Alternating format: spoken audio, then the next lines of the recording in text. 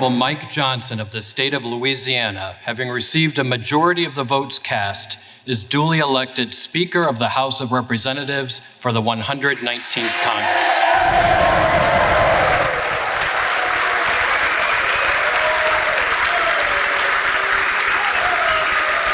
All right, guys, so breaking news. Mike Johnson has secured the votes. He will be coming back once again as the Republican Speaker of the House. This was expected to be a pretty chaotic situation, but it was actually a lot less chaotic than it could have been because initially in the first round of voting, we had three major Republican holdouts. These are Republican congressmen who were saying they were not going to vote for Mike Johnson. First and foremost, we obviously had Thomas Massie, who has been a vocal critic of Johnson this entire time. But alongside those people who voted for other candidates for speaker, we had Representative Ralph Norman and Keith Self. So essentially what happened is Johnson was actually in the end confirmed on the first round because apparently, reportedly, Trump picked up the phone, made some calls to Keith Self and Ralph Norman. They eventually gave in and gave their votes to Johnson. Massie still held out. And so in the end, again, Mike Johnson actually confirmed on the first round of voting, and it only took a couple of hours instead of a couple days. He once again will be the Speaker of the House. Now, with that said, understandably, the conservative MAGA base has very mixed opinions on it. One side is saying, thank God, right? We got this whole situation over with. Mike Johnson is who Trump wanted as speaker. We should just go with it. The other side is saying that Mike Johnson is a sellout. He's a RINO. This is a betrayal of the American people. What do I think? What should we approach this like going forward? I will address all of that in today's video. So first, folks, do us a big favor. Make sure you hit that like button down below and subscribe if you are new. You subscribing is the best way to ensure we can keep bringing you these videos. It's also totally free. All you got to do, hit that red button. Best way to support our content. And with that said, okay, well, I've been completely consistent on this the entire time, which is first and foremost, I do not think that Mike Johnson by any means is the ideal leader for the House Republicans. And frankly, long-term going forward, I do not see him as sort of the long-term leader of this party, right? I don't expect beyond, say, 2026, 2028, he's going to be the guy in charge. I think largely speaking, he's a little bit in over his head in this position, and it's kind of the best of a bad situation. But with that in mind, one thing I have always maintained, and I know some of you guys are mad at me for saying this, but I'm trying to give you the honest truth, okay? I'm not here to sell you some type of propaganda or false hope. I've said the entire time that, guys, we were not going to get a better speaker in 2025 than Mike Johnson. The reason I said that is, first and foremost, the votes simply do not exist in the House Republican Caucus. One should make the argument they should, and that's absolutely true. However, what I've always been trying to tell you is that there are way too many RINOs in the House GOP to get a better speaker. So some people might say, why can't Byron Donalds be the speaker? Why can't it be Jim Jordan? Well, guys, do we not remember the McCarthy drama back in 2023? We tried to get both of those candidates. They didn't have the votes in the Republican caucus. We ended up having to essentially settle for Mike Johnson. And now when you look to 2025, guys, the House majority did not get any bigger.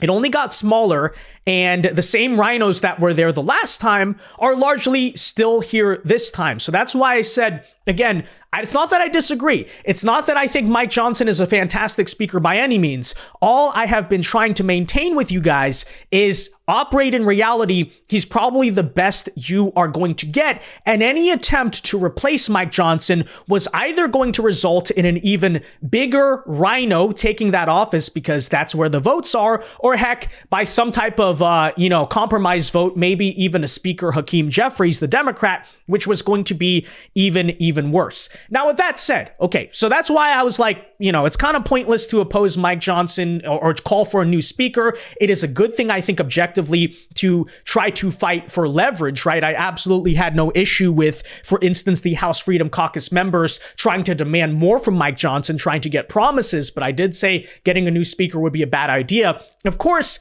now people are going to come to me and say, oh, but Vince, so you're saying we should do nothing. So you're saying we should just basically accept that Mike Johnson is a RINO and that's the way it's going to be, to which I say, no, that's not what I'm trying to get at all. I do absolutely think that it is important to now hold Mike Johnson accountable. And he did make a lot of promises to the really MAGA base today in his acceptance speech that I think we should all make sure he stays true to. Take a listen. And as heirs to the American Revolution and the descendants of patriots who defied tyranny, in the coming months, we are going to pass legislation to roll back the totalitarian fourth branch of government known as the administrative state. We're going to drastically cut back the size and scope of government. We're going to return the power back to the people. And in coordination with President Trump and his administration, we are going to create a leaner, faster, and more efficient federal workforce. We need to do that. Our people do not deserve to be ruled by millions of bureaucrats they've never voted for, never met, and can never hold accountable.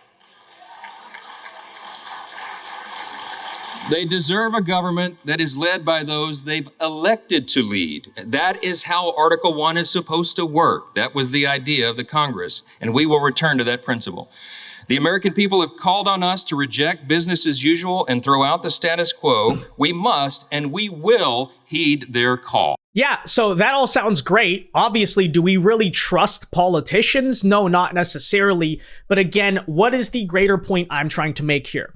Well, if we want a new House Speaker or we want a new GOP leader, assuming whether or not we win the House again in 2026, which at this rate, I'm not really so confident in, right? But anyways, if you want someone other than Mike Johnson, there's a fundamental thing that needs to happen that I've been trying to say repeatedly, but it just sounds hard. It's the more difficult answer, even though it's the truth, so people don't like to hear it, which is, you're not getting better leadership overnight. What needs to happen if you want someone better is we have to primary out all of the RINOs within the House Republican Caucus that this whole time have been, for instance, shielding Kevin McCarthy or preventing us from getting a better speaker, or even with Mike Johnson as speaker, preventing us from getting the better bills that we actually want without the pork, without the FISA authorizations, without the aid to Ukraine, etc., etc., etc. Right? Because unfortunately, whether we like it or not, again, I'm repeating to you here, as it currently stands, the votes never existed to get a better speaker than Mike Johnson. There were not enough there were too many RINOs within the House Republican Congress that were going to block any chance at a good speaker. So you know what you need? You need to primary those people out. We need to, again, if we're so serious about this, if we really are that dedicated to wanting better leadership, what we need to do is, in the 2026 cycle, be very serious about getting a lot of these neocons, these warmongers, these RINOs out of office. And then after that, if we are successful in that venture, then maybe in 2026, regardless of whatever happens in the midterms, we can look for a new House leader with the votes, understanding that, we have the political capital now to be able to do it. I will, however, give you a good piece of news that I think really explains why Mike Johnson, in some ways, potentially is sort of a weird upgrade from Kevin McCarthy, which is that, guys, Mike Johnson in the next midterms is not going to have the same amount of political capital that Kevin McCarthy had. What do I mean by that? Well, if you're not familiar, a big issue and a big complaint that a lot of Republicans had about Kevin McCarthy is he essentially was running the House caucus like a complete mafia boss, right? If you went against him or you were like too conservative or too America first as a congressional candidate, he would stifle you, right? He would refuse to give you fundraising money. In many cases, he would fundraise against you. He would try to sabotage your campaign. And this was a problem. Kevin McCarthy was doing it. Mitch McConnell was doing it. Well, the difference with Mike Johnson is, of course, number one, I do not think he really even has the power. He doesn't really have the status necessarily, even within the party, to be doing that type of stuff. And then number two, is he even capable? He's just not a strong enough type of guy to really, he's too nice, right? He's not going to try to really sabotage all that many people. And this is to say, come 2026, as compared to the way it used to be, we actually have a chance at a lot more open primaries, a lot more fair primaries. So that's what we need to do. We need to take out these RINO incumbents. And if we're successful in doing that, then you can get better leadership. And then, by the way, you can also get better bills, because let's also not forget, as much as people want to blame Mike Johnson single-handedly for a lot of these bad bills that are passing Congress, when you have like 20 to 30 to 40 RINOs who will not vote for a bill unless it gives money to Ukraine, or unless it gives all of these special favors to their special interests and their donors and the corrupt stuff and all that, then what is Mike Johnson supposed to do? He can't really pass a bill even if he wanted to. Again, that's not me defending Mike Johnson. It's understanding, when you really break it down, it doesn't even matter who's speaker. Kevin McCarthy, Mike Johnson, it could be Matt Gaetz, Lauren Boebert, whatever. Until you get rid of these RINOs within the Congress who refuse to vote for better policies, you're not going to get anywhere, right? It's easy to scapegoat the guy at the top, but institutionally at the bottom, that's where the real issue is in our Congress. And so, that's my proposal to the people who are upset with Mike Johnson. And look, I have criticisms of him too. I'm not giving him an A+ scorecard in terms of his role as speaker, but if we want a better Republican Congress, it's a lot harder than just grandstanding and essentially saying, oh, well, screw Mike Johnson, screw everyone who voted for him, they're traitors, and let's do a holdout vote or a protest vote. No.